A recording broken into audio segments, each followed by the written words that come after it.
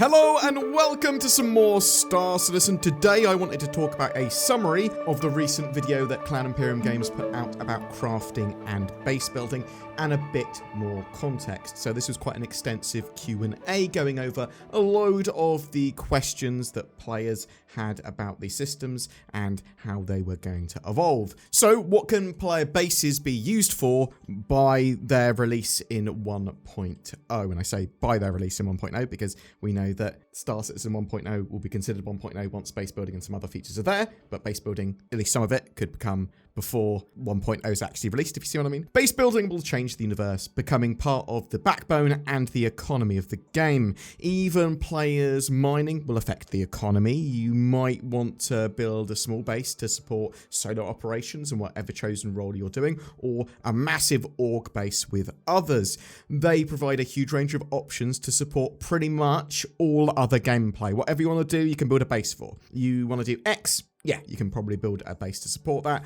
or you'll at least want to visit someone else's base to use their facilities, and players might use yours for refining, fabrication. You might have one for a hunting lodge, or just for scenics as your main base for storage, and it could be a forward operating base for combat and resupply. It could be a shop, it could be a ship showroom. Loads of possibilities are there. How will bases work with shards? So, the plan is to have all bases be visible across all shards within a region, they said. So I'm assuming they might split the servers up by region in the future. We'll have to wait and see. But players will be able to make use of facilities and visit a base from any of those shards.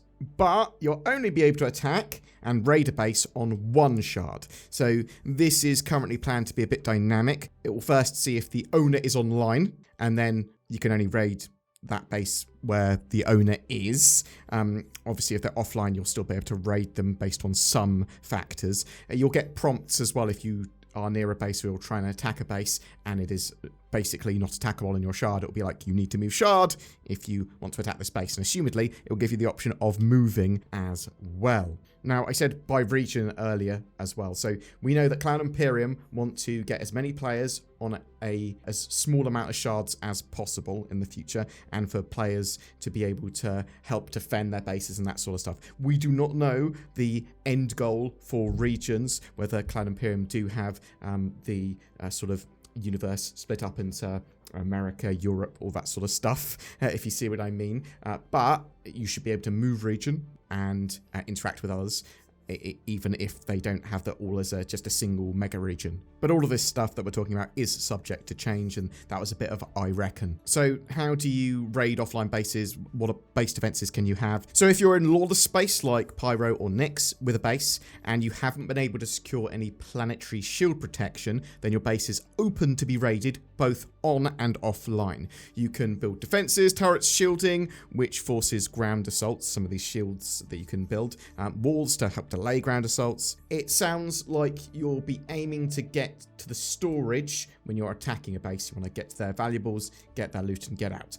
But you might not know what's there, and players might be moving valuables out regularly. In terms of exactly what you can destroy and how you destroy it, they have not defined that here. What's the current plan for how planetary shields will work then? If you have planetary shields, then your base is immune to attack. So you get these automatically in safe areas. So potentially if you build in the Stanton system, you'll have these planetary shields, basically meaning your base is immune to attack, as long as you pay your taxes. Otherwise, you'll sort of lose those rights. But if you're in Pyro or the Nyx system, the more Wild West, then you have to compete to get yourself planetary shields, and most people's bases are going to be open to attack there. Will mining extractors at bases and other processors automatically eject boxes, allowing anyone to just tractor them away and steal them? So there are lots of different types of crafters, refiners, and things that you can build. You can decide to have these boxes auto-ejecting when they come to being full or whatever. There will be permissions in bases though, and stuff is basically mag-locked or locked to the floor unless you have permission to use it.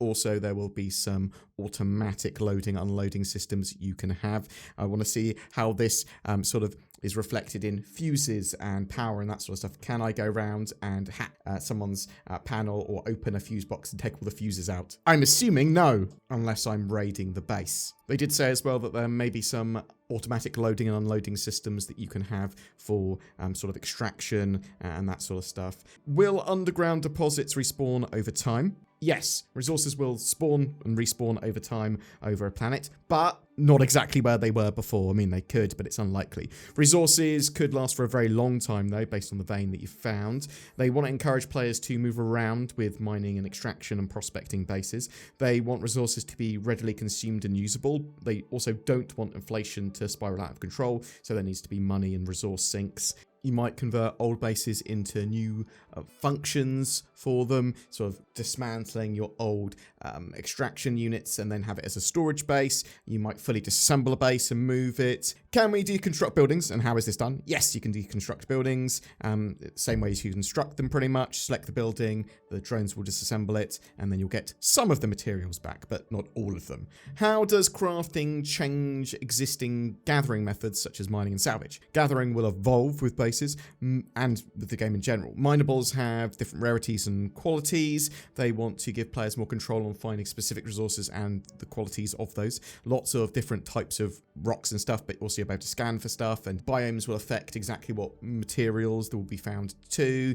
Different types of miners will find specific minables, so it's going to be different if you're an FPS miner, or if you're it's like by hand on foot, or if you're using a vehicle, a ship, or a base extraction. They will sort of find unique materials with each. There will be a logic of where you want to find something and exactly what you want to find. Salvage is getting some additional love as well. For example, the materials for structural salvage will potentially be separable into different materials. So you'll be able to go, I've got structural salvage stuff that I've stripped off, well, I've munched up from another ship, bam, or now I can separate that into titanium and iron and all that sort of stuff. Some materials used in crafting are spent during the crafting process, and you wouldn't be able to get that back when you sort of break it down.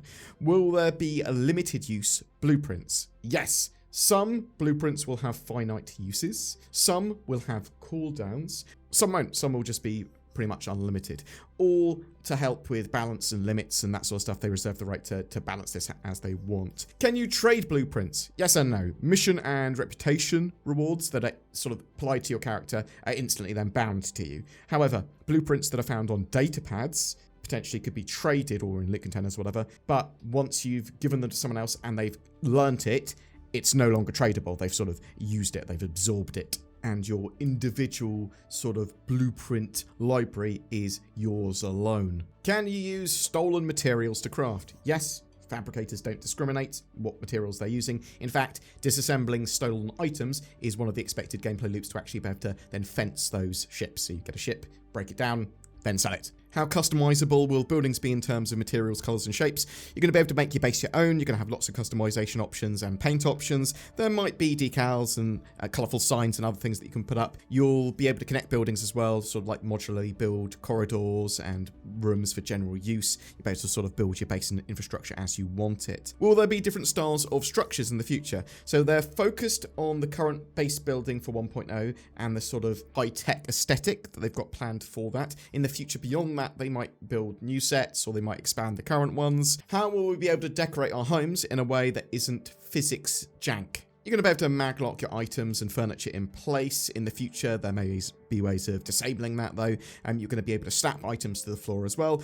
So hopefully we won't have a janky environment for that and sort of stuff broken. You're going to even be able to build your base up to be like a ship trade showroom if you're daring enough, things like that. Can you work together to create a base, or can you charge a fee for using base services? Yes and yes. You'll be able to build a solo base or with a group. You'll be able to provide services like refining and using the crafting machines in your base. I'm assuming people will be able to use your blueprint library. Maybe they won't for that. I don't 100% know.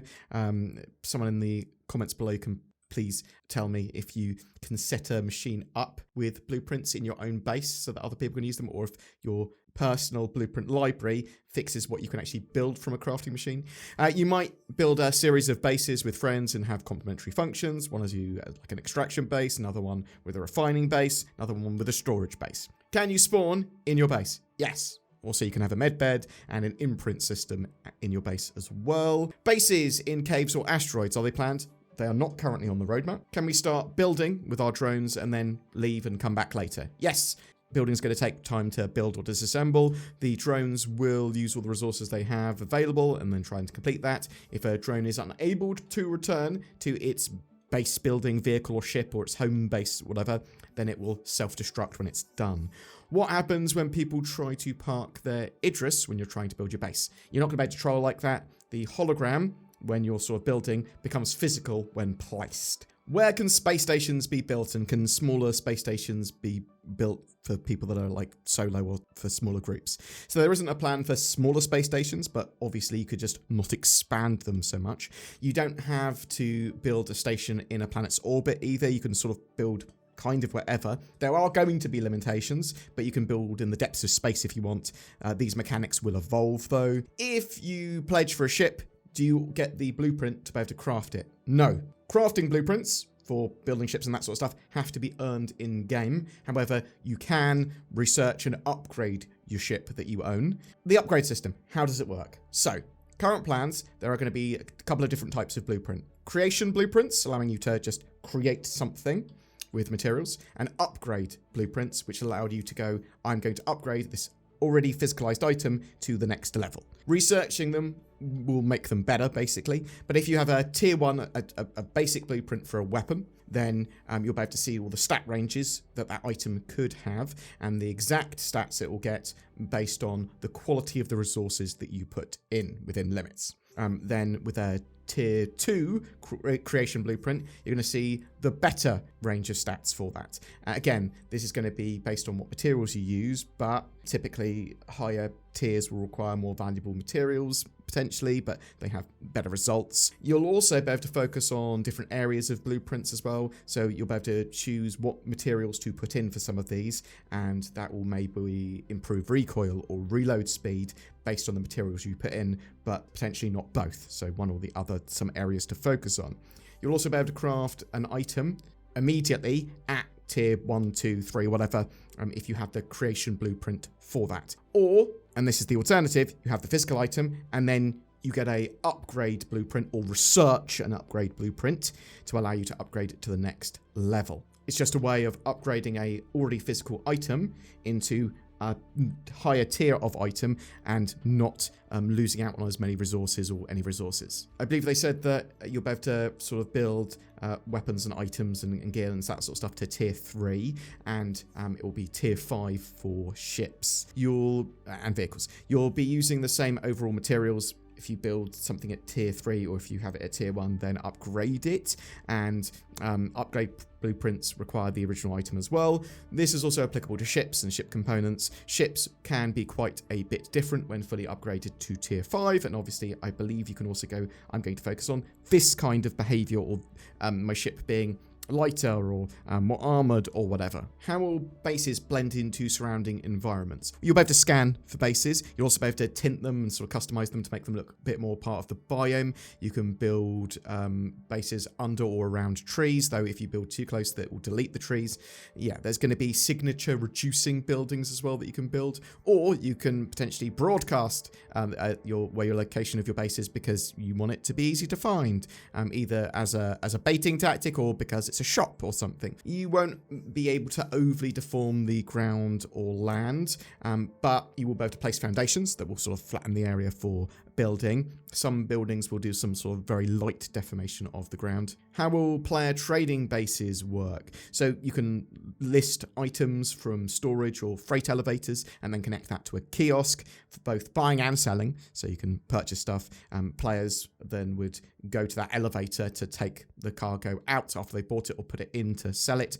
Yeah, you can put buy orders as like service beacons and ask people to deliver it. Assumedly they get paid once they deliver it, that sort of stuff. What are the current intentions for how land claims will work? So land claims are still part of the plan for UE lawful systems. There are general sort of plots that you can purchase where you can build anything. There's also prospecting plots, which are sort of smaller, cheaper, focused at mining and resource extraction. You will be able to select an area on a planet and then sort of drag an area and go, I want to buy this amount of land here, and that will cost more the more you scale it up. Using a land claim beacon, you can kind of skip that process and just sort of drop the beacon. You've basically paid the initial cost already, technically, for the size of the land claim you've bought.